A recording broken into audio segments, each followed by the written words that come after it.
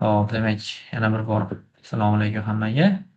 Demak, bugun Machine Learning Foundation bo'yicha olib borayotgan darslarimizni davom ettiramiz.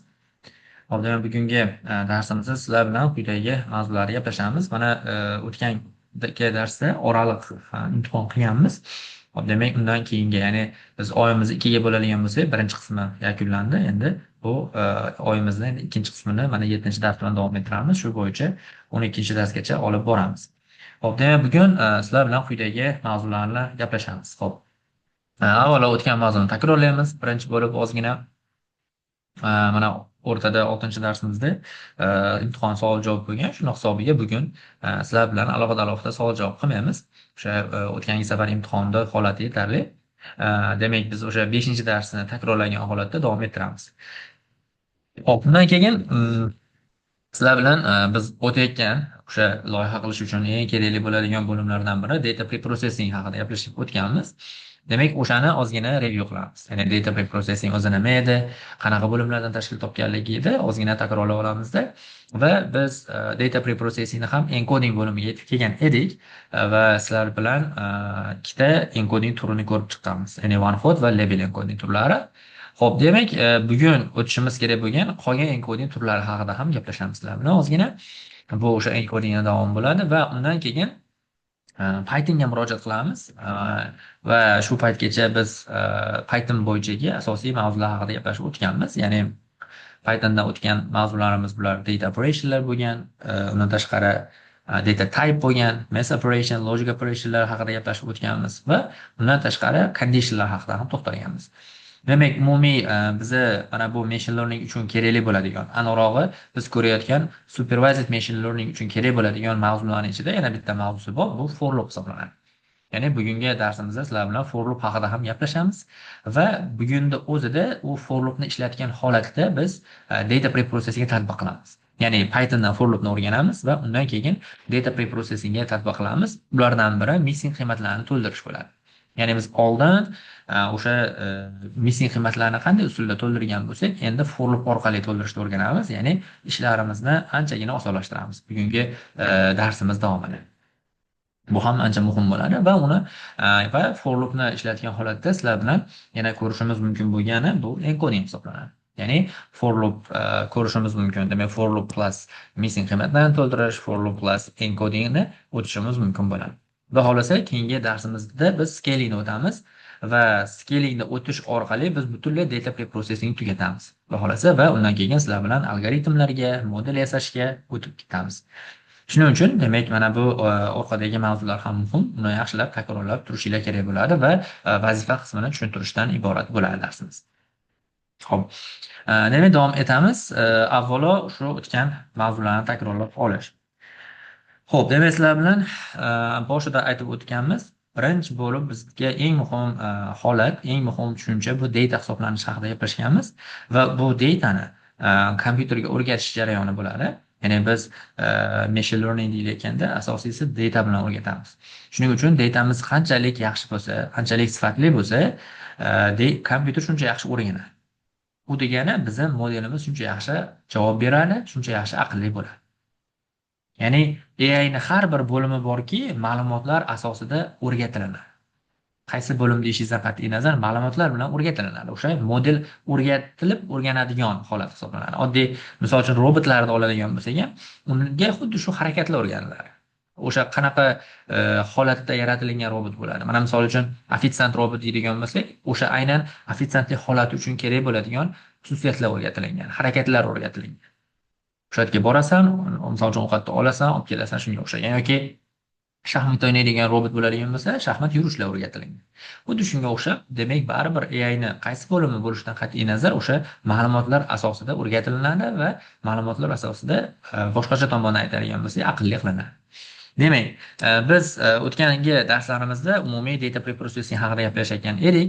Xuddi shu datamizni, demak, insonlar tomonidan yig'ilgan holat borki yoki insonni ta'siri borki, albatta xato va kamchiliklar bo'ladi. Datamizda qayerdadir tushib qolgan joyi bo'lishi mumkin yoki sifatsiz data bo'lgan bo'lishi mumkin. Ularni biz sifatli qilib, o'sha biz aytib o'tilgan loyihani yaxshiroq qilish uchun tushunarliroq qilish uchun albatta bizga sifatli data kerak bo'ladi va biz mana bu data preprocessing bo'limida xuddi shunga urg'u beryapmiz. Ya'ni ma'lumotlarimizni yana ham sifatliroq qilishga. Aynan ulardan biz o'tgan darslarda ko'rganimiz birinchi bo'lib tushirib qoldirilgan qiymatlarni to'ldirish bo'ladi. Kamchiligi bor, tushirib qoldirilgan qiymatlari bor bo'lgan joydan yaxshi ma'lumot o'rgana olmaydi kompyuter. Shuning uchun ham data preprocessing asosiy va birinchi bo'limi bizda tushirib qoldirilgan qiymatlarni to'ldirishdir. Bu birinchi bo'lim hisoblanadi, ya'ni tushirib qoldirilgan qiymatlarni to'ldirish. Undan keyingi bo'lim mana encoding hisoblanadi. Ya'ni aytib o'tilganda kompyuter aytaylik tekstli datani tushunmaydi. Biz mana ChatGPTni bilamiz, juda ko'pchilik foydalanadi. ChatGPTdan biror ma'lumot izlanayotganda, misol uchun yozamiz tekst bilan. U avtomatik qanaqadir tekst yozayotgan bo'lsanglar, u raqamliga aylanadi, encoding qilinadi. Chunki albatta kompyuter raqamli holatni tushunadi va 0 1 sistema va sanoq sistemasi bo'yicha ishlaganligi uchun shunga o'tilinadi tekstli. Shuning uchun boshida chiqqan paytda turli xil kamchiliklar ko'p bo'lgan. Endi sekin-sekin uni rivojlantirib, ya'ni yana retraining qilib natija yaxshilanyapti. Borgan sari yana o'sha ChatGPT o'zini kuchaytirib, o'sha ma'lumotlar asosida kuchayib boryapti. Chunki uni orqasida ham xuddi biz yasamoqchi bo'lgan AI modellariga o'xshagan model bor. Bizga o'sha shunchaki user ko'rinishini qilib chiroyli qilib qo'yishgan, ya'ni ishlata olishimiz uchun. Agar AI dan xabar bo'lmagan odam bo'lsa, uni ishlata olmaydi. Shuning uchun ham sizlarga o'sha bunaqa text box qilingan, unga biror narsani yozasizlar va klik qilasizlar, ketadi ma'lumot, u modelga tushadi. Xuddi shunga o'xshagan ishlarni qiladi. Albatta, demak, ma'lumotlarimiz xulosa qiladigan bo'lsak, qanchagina toza bo'lsa, shuncha yaxshi holat bo'ladi. Xo'p, mana bu for loopni o'tgandan keyin baribir yana bir tushirib qoldirilgan qiymatlarni to'ldirishga ozgina takrorlaymiz. O'shanda ham yana bir eslab takrorlab olishinglar mumkin bo'ladi va buni hamma materiallari, ya'ni tushirib qoldirilgan qiymatlarni to'ldirish uchun kerakli bo'ladigan materiallar kanalda bor. Demak, bemalol yana bir takrorlab olishinglar mumkin bo'ladi. Xo'p, endi data preprocessing review qilib ketamiz. Mana hozirgi gaplashayotgan gaplarimiz bu asosiysi 3 ta qismdan iborat. Data preprocessing, demak, birinchi qismi aytib o'tilgandek handling missing values, ya'ni o'sha tushirib qoldirilgan qiymatlarni hal qilish bo'ladi birinchisi. Ikkinchisi bizda encoding bo'ladi. Uchinchisi bizda scaling bo'ladi. 3 ta asosiy bo'limlardan iborat. Demak, mana bu birinchi bo'limni biz tugatib bo'ldik. Ham nazariy tomonlama, ham koding tomonlama sizlar bilan ko'rib chiqdik va mana o'zingizlar ko'rdinglar, oraliq nazoratda ham savollar berdik. Ya'ni tushirib qoldirilgan qiymatlarni min bilan to'ldirish, mod bilan to'ldirish, median, fixed, droplar bilan to'ldirish bo'ldi va buni umumiy oladigan bo'lsak, bizda bu basic usul hisoblanadi. Ya'ni o'sha o'tgan darslarda ham aytib o'tganman, tushirib qoldirilgan qiymatlarni ikkita asosiy usuli bor. Birinchisi basic, eng sodda usul, keyingisi advanced usuli bor. Uni mana bu advanced usullarda modelni rivojlantirish oyligimizda, ya'ni sizlardan bitta oldingi gruppa bor, o'sha gruppada o'rganyapmiz. Ya'ni u ozgina murakkabroq bo'ladi. Shuning uchun hozir mana oddiysini o'rgansak, keyin albatta advanced usulini ham o'rganamiz. Chunki mana o'zingizlar ko'rganinglarda min orqali, median, mod, fixed, droplar orqali ishlayotganimizda, mana bu fixed bilan dropdan tashqari, mana bu uchalasini umumiy oladigan bo'lsak, bu uchalasi qanaqadir ma'noda datasetimizni suniylashtirib yuboradi. Ya'ni baribir to'ldiramiz, qanaqadir ma'noda data suniylashib ketadi. Nima degani? Mana misol uchun mana bu datasetimizda oladigan bo'lsak, ko'rishinglar mumkin. Mana tushirib qoldirilgan qiymatlari bor. Mana oddiy misol, mana bu qatorda deydigan bo'lsak, o'ylanglar, juda ko'p tushib qolgan qiymat bor. 4 tagina qiymat borda biz buni to'ldiramiz. Tasavvur qiladigan bo'lsak, buni biz aytaylik, misol uchun MC bilanmi, 2XL bilanmi to'ldiradigan bo'lsak, biz majburiy ravishda mana bu qiymatlarni 2XL bo'lasan deb majburlayapmiz, qanaqadir ma'noda. Ya'ni datani, lekin hech kim kafolat bermaydi. Mana bu qiymat 2XL bo'lmasligiga hech kim bilmaydi buni. Lekin o'sha insonlar xatosi tufayli bu shunaqa to'ldirilgan. Shuning uchun ham iloji boricha qiymatlarni biz haqiqatga yaqinroq qilib tanlashimiz kerak. Demak, bizning niyatimiz yaxshiroq, aniqroq ishlaydigan model ekan, albatta o'sha modelni yaratishdan oldin biz shu tomoniga nima qilishimiz, o'ylab ko'rishimiz kerak bo'ladi. Xo'p, demak, mana bu basic usullarida ham haqiqat bor ozgina, lekin mana bu advanced undan kuchliroq bo'ladi. Biz birdaniga buni o'rgana olmaymiz. Chunki buni o'rganish uchun biz algoritmdan o'rganishimiz kerak. Shuning uchun men ketma-ket darslarda bo'limlarga bo'lganman. Xudo xolasa bu bo'limga ham yetib kelamiz. Demak, bu data preprocessing birinchi bo'limida xulosa qilsanglar bo'ladiki, demak biz tushirib qoldirilgan qiymatlarni to'ldiramiz. Ikkinchisi, Bu etapdan o'tganimizdan keyin encoding qilamiz. Encoding aytib o'tilgandek, mana misol uchun bizda turli xil qiymatlar bor. Ko'ryapsizlar, bu yerda mana player name'lar bor, to'g'rimi? Ya'ni ismlar bor. Ularni shu ismlarni ham biz bunaqa raqamli holatiga yetib olishimiz kerak. Convert qilishimiz kerak. Bir holatdan ikkinchi holatga transform qilishimiz kerak bo'ladi. Aynan categorical, ya'ni tekstli ko'rinishini raqamli ko'rinishiga o'tish jarayoni bizda nima qiladi? Encoding hisoblanadi. Demak, bu encodingni ham sizlar bilan ko'rib chiqqanimizda ikkita turini koding tomonlama ham nazariy tomonlama ko'rib chiqqanmiz. Ikkita turini. Ya'ni one hot encoding va label encoding turlari bor edi. Bu ham aniq muhim bo'lgan joylari edi. Demak, aynan shularni nima qilganmiz? Sizlar bilan ko'rib chiqqanmiz. Hop, hozir shu joyga bitta men savol bermoqchiman. Ya'ni ozgina takrorlab olish uchun bitta savol. Xo'p, demak, Asadbek mikrofonni yoqa olasizmi? Assalomu alaykum. Va alaykum assalom. Asadbek, OneHot bilan label encodingda farqini tushuntirib bera olasizmi? Qayerda OneHotdan, qayerda label encodingdan foydalana olamiz? Hop, OneHot encodingdan o'sha bitta ustunda encoding qilishimiz uchun o'sha ustunda klasslar soni muhim bo'ladi. Hop. Klasslar soni deganda, masalan, player name ustunda oladigan bo'lsa, unda o'sha qiymatlari klasslar soni ko'payib ketadi, chunki ismlar har xil bo'lishi mumkin. Hop, masalan, oxirgi hozir ko'rsatgan tableingizni oxirgi ustunda size turibdi. Unda to'rtta qiymat bor. To'rtta qiymat bo'lganda uni klasslar soni to'rtta bo'ladi. Hop, o'sha klasslar soni kam bo'lishi kerak bizga OneHot encoding qilishimiz uchun. Kam bo'lganda ham o'sha bizga ustunlar sonini ko'payib ketmasligi kerak. Ya'ni qanaqadir qatorlar soni bilan ustunlar sonini ustunlar kamroq bo'lishi kerak xullas bizda. Hozircha maksimal 5 ta klasslar soni bilan ishlashimiz kerak bo'ladi OneHot encodingni. Hop, label encodingga keladigan bo'lsak,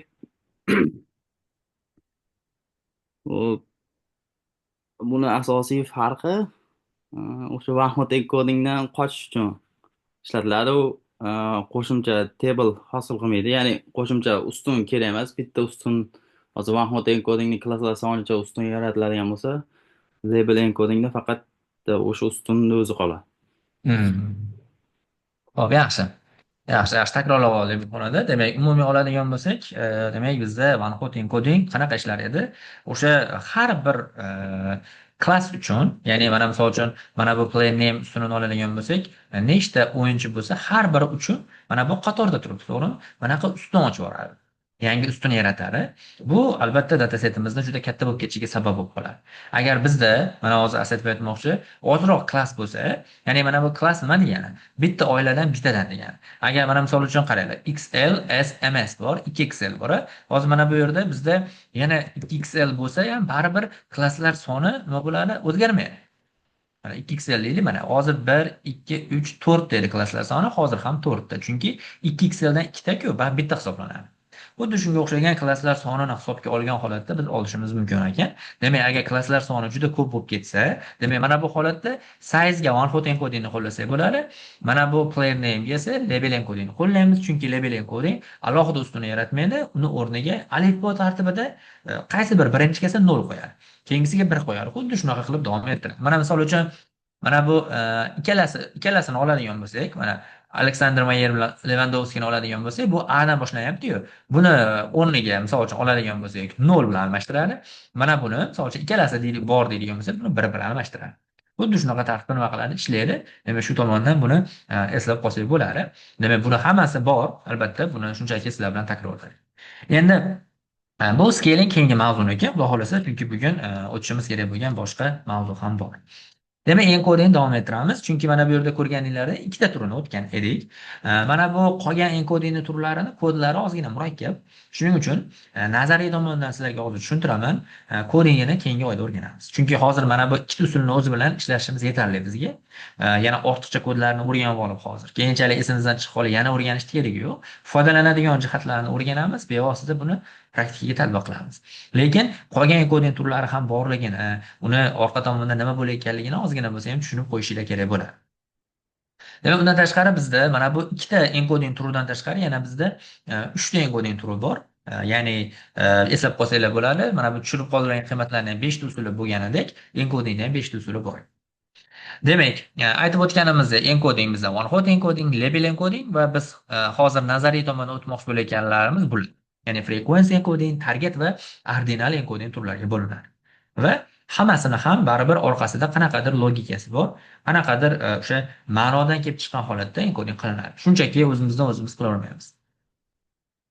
Ya'ni shu nuqtai nazardan olishimiz mumkin bo'ladi. Ya'ni sizlar ham eslab qolayotgan paytinglarda albatta shu logikani eslab qolinglar. Nimaga bunaqa qilyapti?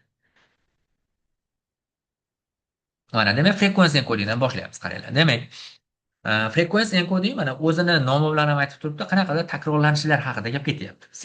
Frequency shunga o'xshagan tushuncha, bilasizlar, mana ingliz tilidan to'g'ridan-to'g'ri tarjima qilganda qanaqadir takrorlanishlar. Xo'p, qaranglar. Demak, bizda mana bu numerical value, demak buni o'zgarmayapti. Ko'ryapsizlar, 1,5 ga, chunki raqamlarni biz o'zgartirmaymiz. Lekin mana bu animal ustunini animal frequencyga aylantiryapmiz. Ko'ryapsizlarmi? Hozir katta o'rnida 0.5 bo'lib qolgan. Mana bu katta o'rnida ham 0.5, dog o'rnida 0.25, crocodile o'rnida 0.25. Nimaga? Chunki bu frequency encodingda o'ziga xos ishlashi tufayli. Qanday ishlaydi? Qanday ishlaydiki, qaranglar. Buni ishlashida orqada matematika ketadi. Qisqacha, sodda matematika ketadi.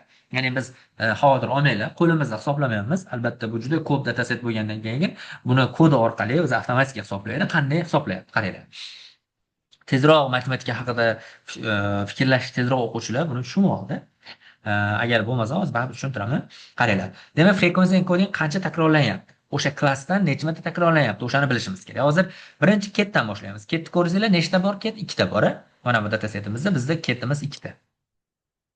O'zi umumiy nimalar soni, kategorika qiymatlar soni nechta? 1, 2, 3, 4 ta. O'zi shuni 2 ni 4 ga bo'lamiz. 2 ni 4 ga bo'ladigan bo'lsa, qisqartirsak 1 taqsim 2 bo'ladi, bu 0.5 ga teng bo'ladi. Va bunga nima 0.5 qo'yadi. Bo'ldi. Mana bu ketdi o'rni ham o'ta o'rniga mana bir xil bo'lgani uchun 0.5 qo'ygan. Dogni hisoblaydi. Nechta bitta dog bor? O'zi umumiy nechta qiymatida 4. 1 da 4 ga bo'lsak 0.25 bo'ladi mana. 0.25 ga almashtiryapti. Crocodile ham xuddi shunaqa, 1 da 4 ga bo'ladi. 0.25 bo'lyapti mana.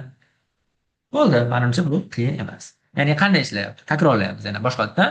Demak, buni frequency encoding ishlayotganda o'sha takrorlanishlar sonini mana qoida ham qilib yozib qo'yganman. Takrorlanishlar soni nechta takrorlanyapti? 2 ta.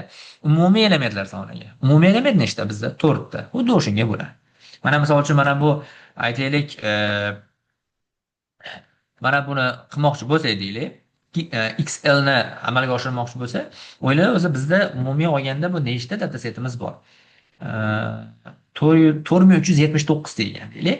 4379 ta bo'lsa, o'ylaylar 2XL dan, XL dan bitta bo'lsa, buni o'rniga 1 taqsim 4379 oladi. Agar bir marta takrorlanayotgan bo'lsa, 10 marta takrorlansa, 10 ni 4379 ga bo'ladi va o'rniga o'sha qiymatni qo'yadi. Ya'ni buni orqadagi matematikasi shundan iborat. Ya'ni takrorlanishlar sonini umumiy elementlar soniga, o'sha ustundagi, o'ylamanglar, men boshqa ustun haqida gaplashmayapmiz. Faqat animal ustunini shu ustundagi elementlar soniga bo'ladi va o'sha orqali sonini o'rniga almashtiradi. Ya'ni va o'rniga mana ko'ryapsizlar, animal frequency deb turib ustun hosil qilib qo'ydik va buni nima qilishimiz kerak? Tashlab yuborishimiz kerak bo'ladi keyin. Chunki o'zi bizning maqsadimiz nima qilish? Kategorika qiymatdan qutulish. Albatta bu kompyuterga animalmi, ketmi, u qizig'i yo'q. Shunchaki bu kompyuter raqam, bo'ldi. Aytda ham bir xil raqammi, aytda ham bir xil raqammi, o'sha bir xil raqamini hisobiga ishlaydi bu. Demak, bu to'g'rima-to'g'ri parallel ishlaydi. Demak, mana bu aytaylik, 1,5 bo'layotgan paytda yarim ekan, 3.6 bo'layotganda ham yarim ekan, 42 dan 0.25 ekan va bular orqali ichkarida juda ko'p ishlar ketadi va bizda pattern degan tushuncha bor. O'sha ketma-ketlik, qanaqadir ma'noda naqshlar bo'ladi. O'shalar orqali o'rganadi. Shuning uchun demak biz mana bu encodingni qo'llayotganda albatta mantizmdan kelib chiqqan holatda. Qachon qaysidan qo'llaymiz, o'shani yaxshi bilib olishimiz kerak bo'ladi. Demak, mana bu frekuensiyani yana takrorlab o'taman. Frekuensiyalar nima qilyapti? Demak, mana yaxshi eshitib olinglar. Bo'ldi, oson, bitta tomoni. Nima bajaryapti? Nimani encoding qilyapmiz? Demak, animalda qaysi qatorni? Ketni. Demak, o'zi ketlar nechta ekan? Bizda 2 ta ekan. Bo'ldi. Umumiy elementlar nechta ekan? 4 ta. 4 ga bo'ladi, bo'ldi o'sha son. Bu bizda frequency encoding. Nomidan eslab qolsanglar ham anchagina yaxshi. Keyingisi bizda mana bu frekvensiyani hozirgi bu. Endi keyingisi target encoding bo'ladi. Target encodingda qanday ishlayapti? Qaranglar, bizda numerical value bor, bu yerda good bor va enable'ni yana xuddi o'shani target encodingga o'tkazishimiz kerak bo'ladi. Qaranglar, demak bizda targetimiz, ya'ni y'imiz yoki o'sha outputimiz mana bu good. Outputimiz bu yerda good bo'lyapti. Yoki target. Target deylik. Bu yerda ham targetimiz aynan bizda nima bo'lyapti? Good bo'lyapti. Mana. Qaranglar. Nimaga buni targetni hisobga olyapman? Chunki targetga bog'liq. Uni ishlashi targetga bog'liq bo'ladi. Xo'p, qanday ishlayapti? Demak, mana bu ketni yana xuddi frekvensiyaga ozgina o'xshashroq. Endi bu frekvensiyaga o'xshashlik tomoni qanaqaki, mos target qiymatini o'rta arifmetikaga ko'ra encoding qiladi. Ya'ni qanday ishlayapti? Ketimizda to'g'risida 0 turibdi, buniki to'g'risida 1 turibdi. Qo'shadi. 0 ni 1 ga qo'shsa 1 mi? 1 va o'sha ketlarga soniga bo'ladi. Biz 2 ta edi va o'rniga yarim-yarimni o'tkazib qo'yadi. Yani to'g'risida qiymatni olinglar mana. 0 ga 1 ni qo'shadi 1. Ketlar 2 ta edi, to'g'rimi? 2 ga bo'ladi, yarimdan to'g'ri keladi. Endi dognolari to'g'risida 1 turibdimi? 1. Nechta it bor ekan? Nechta dog bor edi? Bitta edi. Shuning uchun o'rniga 1 qoladi bu. Mana krokodilda ham 1 turibdi. Demak 1 da 1 ga bo'ladi, chunki krokodildan bittaligi uchun. Agar mana buni o'rnida 0 bo'lganda, mana bu ham 0 bo'lib ketar edi. Shunaqa. Demak, albatta bu mana bu frekvensiyani oladigan bo'lsak, bu o'zini ustunini ichidagilarini o'rta arifmetikaga hisoblasa, ya'ni soniga bo'ladigan bo'lsa, mana bunda bo'lsa, target encodingda bo'ladigan bo'lsa, unda target qiymatni, qaysi target qiymatni? To'g'risidagi qiymatlarni oladi. Mana bu bilan mana buni bunaqa shaklda olmaydi, bunaqa strelka yoki bu shaklda olmaydi. Faqatgina to'g'risini oladi. Mana to'g'risida turgan qiymatlarni hisoblayapman. Strelka qilib qo'yapman. To'g'risida turgan qiymatlar orqali ularni target qiymatlarini o'rta arifmetika bilan hisoblaydi. Shuning uchun target encodingning ikkinchi nomi bu mean encoding hisoblanadi. Meanimiz bilasizlar, bu o'sha o'rta arifmetika degani, statistika bo'limida o'tishimiz mumkin. Bu mean aynan target encoding hisoblanadi. Bu bizning 4-chi encoding usulimiz hisoblanadi. Va oxirgisi bor. Oxirgisi bu ordinal encoding hisoblanadi. Bu ordinal encoding bilan ham anchagina ishlar qilishimiz mumkin. Albatta o'rganamiz buni ham. Ordinal encodingda bu encoding bizga bitta encodingni eslatadi. Ya'ni hozir ko'rsataman, tushuntiraman uni. Menimcha sizlar esinglarga ham keladi hozir. Qaranglar, demak, bizda bu encoding bo'lish uchun qanaqadir ketma-ketlik bo'lishi kerak. Ya'ni nimadandir bitta narsa katta yoki kichik bo'lishi kerak. Ya'ni qanaqadir sekvens, ketma-ketlik bo'lishi kerak. O'shandagina ordinal encodingni qo'llay olamiz. Mana misol uchun ketma-ketlikni olaylik. Misol uchun qaranglar. Farzand, ota, bobo deylik. Ketma-ketlik bormi? Farzanddan keyin ota, bobo. Anaqada ketma-ketlik bor. Yoki biz size o'zini olsak ham, S eng kichkina, 2S undan keyin L, M deylik. Misol uchun har xil-ku. Baribir ketma-ketlik bor. Qanday? Bularni mana bu o'lchamlarni eng kichkinasidan boshlab olyapti. Misol uchun 2S'imiz eng kichkina, 1 qo'ydi o'rniga. Undan keyingisi small, S'imiz 2 qo'ydi. Undan keyingisi medium M ga 3 qo'ydi va large ga 4 qo'ydi. Agar mana bu yerda XL bo'lganda, bunga 5 qo'yadi. Bilasizlarmi? Ya'ni bu ordinal encodingni ishlatishimiz uchun bizga ketma-ketlik kerak. Aynan ketma-ketlik kerak bo'ladi va uni biz o'rniga eng kichkinasidan boshlab ketma-ket ravishda sonlar bilan almashtiramiz. Mana misol uchun olishimiz mumkin. Yana bu degree degan ustun borda, bunga bizda bakalavr bor, bachelor, keyin master bor. Misol uchun keyin oddiy high school ham deylik, high school darajasi bor va bizda PhD bor deylik. Va buni qanday almashtiradi? Matga qo'yadida degree ordinal deydi, buni almashtiradi. High schoolga 1 qo'yadi, misol uchun bachelorga 2 qo'yadi, masterga 3, PhD ga 4 qo'yib qo'yadi bo'ldi. Ya'ni o'sha kompyuter biladi, ha bo'ldi, qanaqadir ketma-ketlik bor ekan deb o'ylaydi. Demak, ordinal bo'lish uchun biz har doim ham ordinal encodingni ishlatavermas ekanmiz. Umumiy oladigan bo'lsak, ordinal encodingimiz nima bo'lishi kerak bizga? Ordinal encodingni ishlatish uchun albatta bizga bir ketma-ketlik kerak. Aynan o'sha ketma-ketlikdan kelib chiqqan holatda uni nima qilamiz? Aynan bir sonlar bilan almashtiramiz. Xo'p, endi kim ayta oladi? Ordinal encoding biz o'tgan qaysi encodingga o'xshaydi ekan? Qaysi bilan o'xshash? Kimda fikr bor?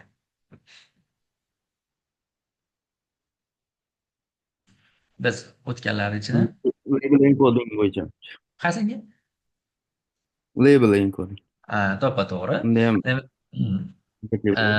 Ee, labelda faqat mana olishimiz mumkin. Labelda biz alifbo tartibi bilan almashtiradi o'rniga. Unga labelga birorta ketma-ketlik bo'lishi qizig'i yo'q.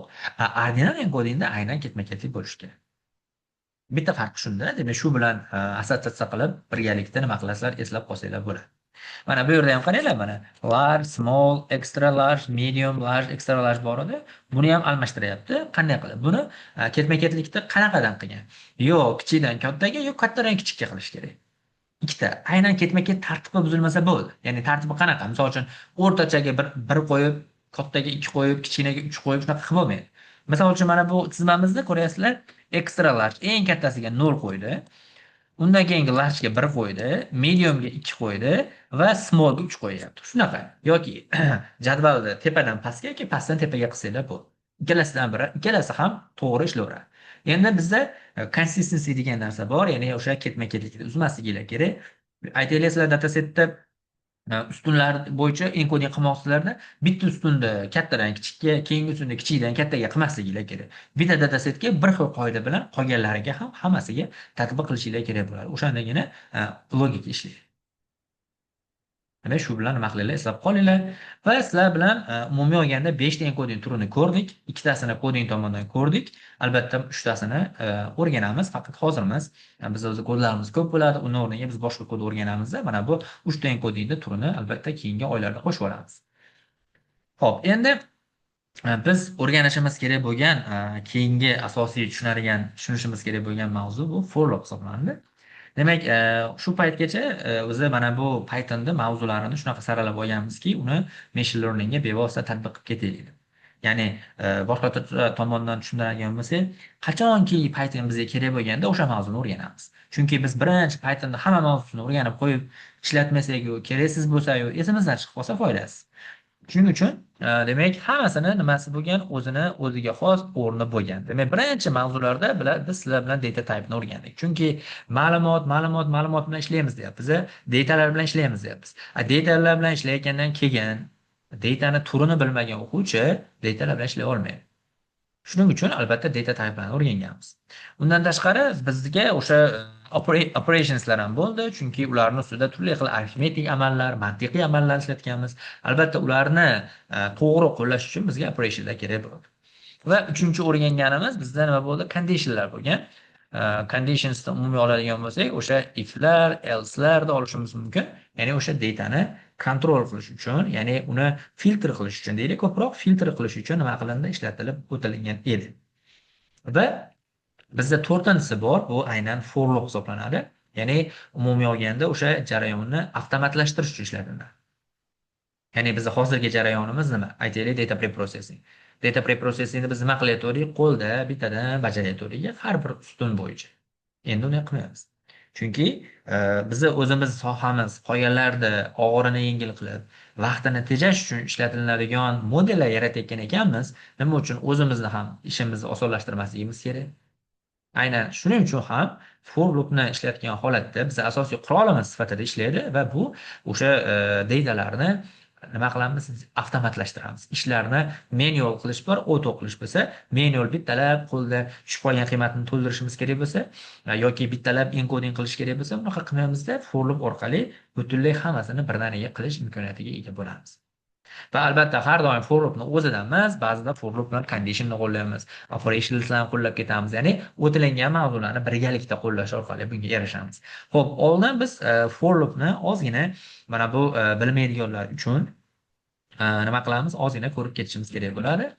Mana qisqa qilib aytadigan bo'lsak, qaranglar, jarayonni avtomatlashtirish uchun ishlatiladigan kodlar bloki deb shunchaki men qiziqarliroq, tushunarliroq bo'lsin deb ta'rif yozib qo'ydim. Chap tomoniga e'tibor berayotgan bo'lsanglar, oddiy bitta list 1-2-3 sonlardan iborat list bo'lyapti-da va buni o'sha biz indekslash orqali hammasini alohida-alohidadan print qildik va biz ovora bo'lib, misol uchun tasavvur qiladigan bo'lsanglar, har birini bittadan yozib chiqishimizga to'g'ri keldi. Yoki mana bu yerga virgul qilib yozib chiqishimiz kerak edi yoki bunaqasi yozishimiz kerak edi. Qanaqadir holatda bo'lsa ham for loopsiz ishlatayotganimizda o'sha ortiqcha kodlar yozishga yoki ortiqcha vaqt ketishiga sabab bo'ldi. Agar biz for loopni ishlatsak, va buni man bu orqali sintaksini ham ko'rsatib bermoqchiman. Shuning uchun men bu yerga yozdim. Bu tomonga ham yozamiz hozir. Demak, for loopni ko'ryapsizlar, birinchi bo'lib for bo'ladi. Bu nima bor? Bu o'sha asosiy keyword desa. Ya'ni o'sha for if yozar edi, xuddi shunga o'xshagan for loop bo'lyapti-da. Va undan tashqari mana bu I olinadigan bo'lsa, bu o'zgaruvchi. Ya'ni buni o'rniga har qanaqa ifoda, har qanaqa so'z olishimiz mumkin bo'ladi. Xohlasak element olishimiz mumkin. Lekin I olinishiga sababi o'sha qisqaroq. Yana mana biz boshida import pandas spd qilib oldik, xuddi shunga o'xshagan qisqaroq qilib oladigan ishimiz bo'lgani uchun buni I ni ishlatib ketsak bo'ladi. Xo'p, va in dedik. Shu I qanday ishlaydi?